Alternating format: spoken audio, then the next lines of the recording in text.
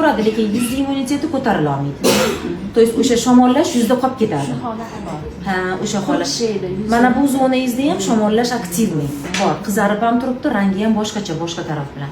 Keyin qurishish, suvsizlik ham ugri toshishiga, ajin tushishiga, teri sinishiga olib keladi. Teri quridimi, gialuronkamiz bizda qurib qoldimi, soответственно kollagen elastinlar ham sinishni boshlaydi. Chunki ularni namlantirib turadigan gialuronka yo'q. Tushunyapsizmi? Ular nam bo'lishi kerak, durkun turishi uchun. Kollagen elastin. Yuz osilib ketaveradi pastga mana. Quruqlik qo'llaringizda ham qarang. Qo'llarda ham уже ajinlar tushgan, terida sinish aktivlashgan.